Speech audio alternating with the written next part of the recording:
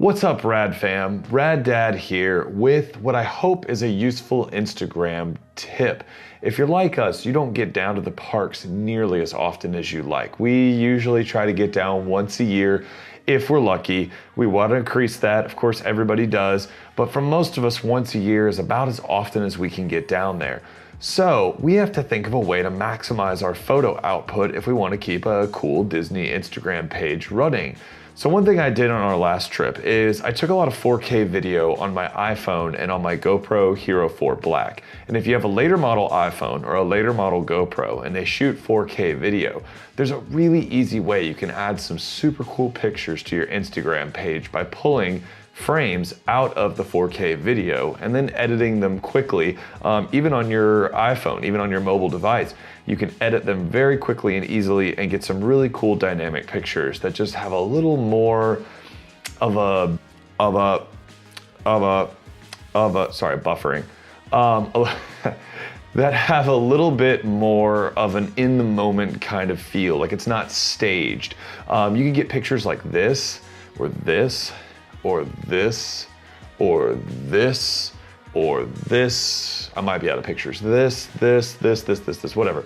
You get the point. It's an easy way that you can keep your Instagram page fresh and relevant without having to recycle photos and use old photos. Now, of course we have, because when we started our page, we hadn't been to Disney in a little while, and so we went back and used some of our stockpile of old photos. But for our next trip on spring break, I'm bringing like 5 cameras. We got like multiple iPhones. We got my GoPro. I got my camera I'm filming on right now. And we're gonna have a bunch of photos and video. And from the video, I'll get a bunch more photos. So let's jump into the computer and I'll show you guys how to do that. Cue the intro. Oh, we don't have an intro yet. Oh, this is awkward. Let's just go to the computer. It would be good now. Okay, so first we want to open up Adobe Premiere Pro. And what you're gonna do is you're going to take your 4K footage and you're gonna drag it directly into the timeline. So here I have my 4K footage. I drag it directly into the timeline. You can see this is where we are on Expedition Everest. There's Rad Hallie, but I've already isolated the clip, so I'll bring it over here, and you can see this is the clip that we have isolated. Now, if you want to get to the exact spot, you see the sunburst about to happen, and right about here is the clip.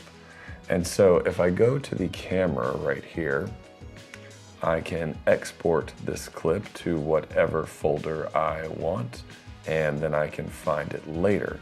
I'm gonna show you where that clip is in a second, where that photo is. Look at this photograph! And then I'll show you how we can edit it on our phones. But that's how you isolate the clip, and that's how you can go from something like this to something like this for Instagram. And then something like this, if you want to add a little HDR effect, you can see the difference here. And that is all from a 4K clip on a GoPro. Now, when you're setting your GoPro up, and I can show you how to do this, you want to set it to record in 4K in the ProTune settings so that you are getting unsaturated, unsharpened, basically as close to raw level footage as possible. This will allow you to manipulate the footage so that you can see here it's kind of desaturated, so as we go through the light and we get close to that frame, it's a desaturated image, and then later we can sharpen it up and add the color back into it. And on my phone, I'll show you how I do that with Snapseed, and I also use an app called Mextures. You can do this in Lightroom, but to be honest with you, if we're talking about maximizing your Instagram output, you're gonna wanna do things that you can manipulate very quickly. And if you use Snapseed, you know Snapseed is a great app and you can use it very quickly to turn photos from this into this. In fact, this photo was edited on Snapseed, and both of these images here and here and it was cropped, obviously. This image is on my Instagram. And then this became a potential title card. You could use that as a title card picture. You could add text to it and then export it for a title card on YouTube. Now, if you are using iMovie, and I'm telling you this because a lot of you guys probably have access to iMovie instead of Premiere Pro. Here is the clip in iMovie. And so I did the exact same thing. I imported the clip, that was like an extra T enunciation there. I imported the clip. And today's letter is ta-da! I imported the clip into iMovie and I found the same frame, same exact frame. And if you want to export this frame, you can go up here to this and I can say I'd like to export this image, and it's going to say, where do you want to do it? I'm going to say put it on the desktop. So that'll work. And iMovie can export it from there as well. So if you're using a Mac and you have iMovie, this is a super easy way that you can add more photos to your Instagram. Now it's telling me that is successful, so I will minimize my things here, and here is the image. And if I take a quick look at it, it is as high a resolution image as possible. In fact, if we click on it and we look at the information, you'll see that it is 3840 by 2160. That's about as high as you can get. That's a 4K image right there on a ProTune setting, so not quite raw, but desaturated in what you would call sort of a log format. This allows you to manipulate it pretty darn good, especially considering that this came out of a GoPro Hero 4 Black. Now, in case you're wondering, you can do this exact same process using an iPhone 6 Plus, I think 6 Plus or newer. They shot in 4K. You can walk around Disney shooting 4K video. I think in my Premiere file, I have a few that are shot on the iPhone. Let's see, GoPro, edited GoPro. This is still GoPro. You can see the edits. Oh, maybe I was wrong. Oh, iPhone, there we go. That was an iPhone photo I shot when we walked in. That was on a 6S Plus, and then I tidied it up for Instagram.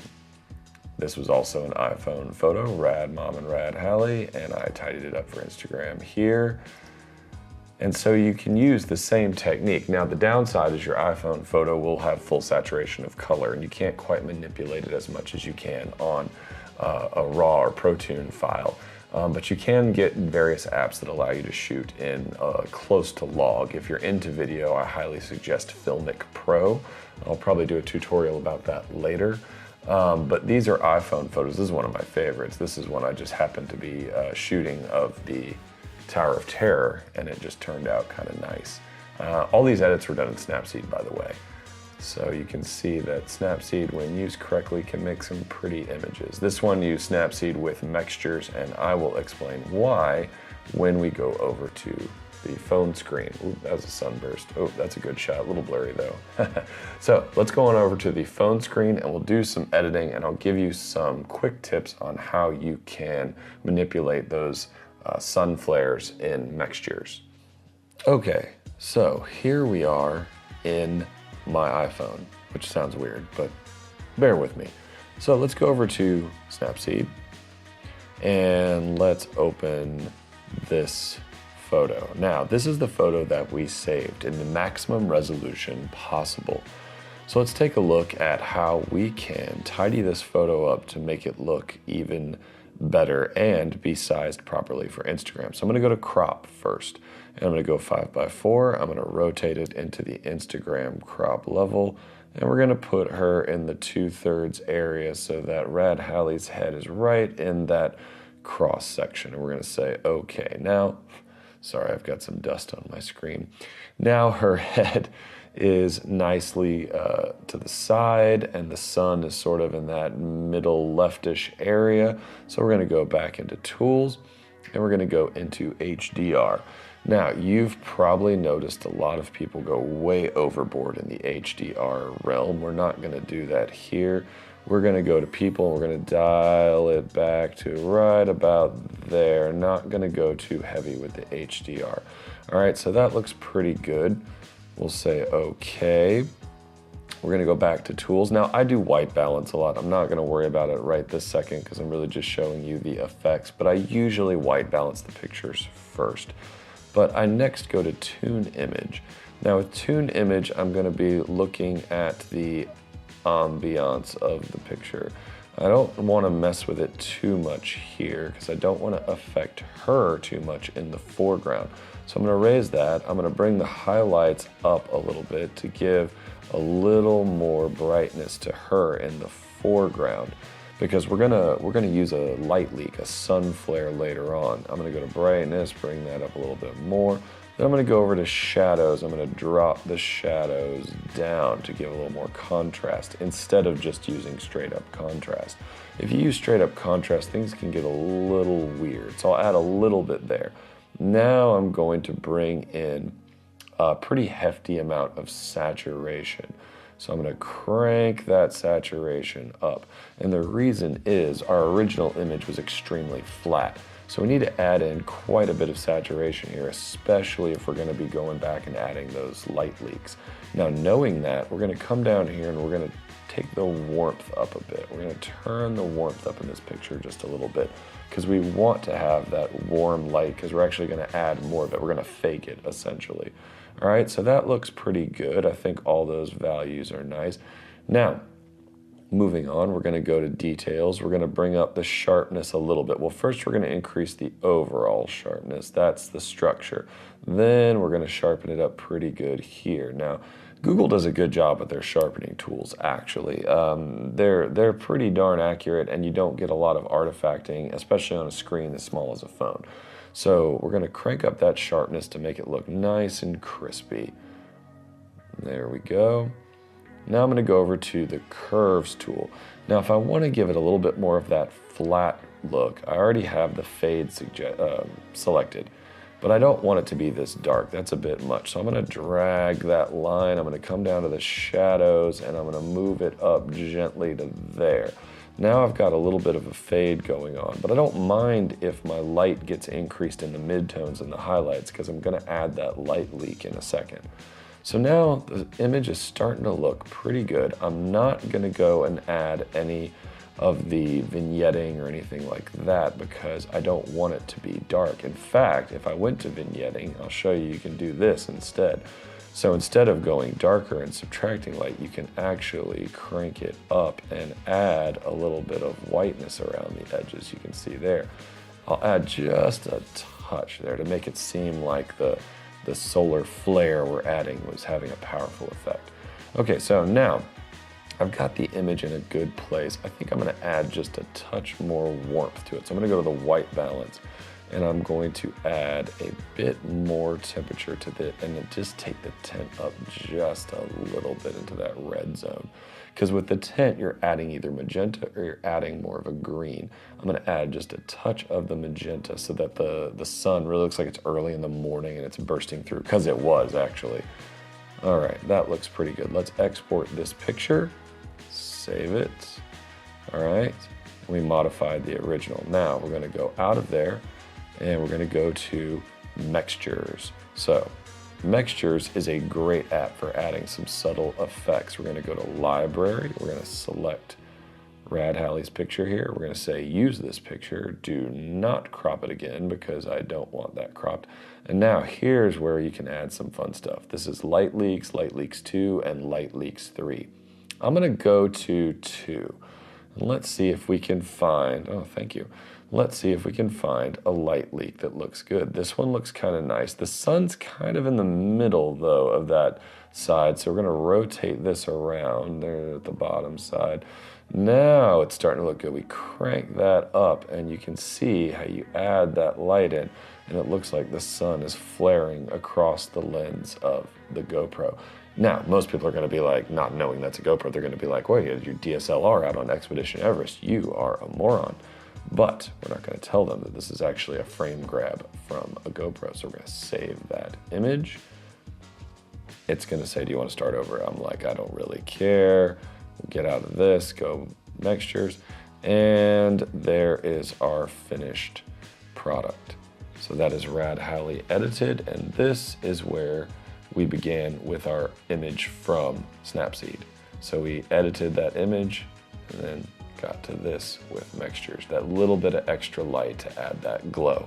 All right, so that's it. I hope you found this quick tutorial useful and relevant. I know it's not for everybody because not everybody has access to some of the editing software or to the 4K video, but I'd be willing to bet that most of you have a phone that can shoot in 4K. If you have a phone that can shoot in 4K, you can do this. And if you have access to iMovie, you can do it really easily. If you're like me and you do any kind of photo or video editing, Premiere Pro and Final Cut Pro can do this very simply. I showed you Premiere, Final Cut is almost identical. So you can go into those, you can pull many more photos out and hopefully find some of the cool moments like the ones that I showed you today. If you found this useful, please hit like, it does help this channel. Consider subscribing if you haven't subscribed already, and considering we only have about 37 subscribers, you probably haven't, so please do.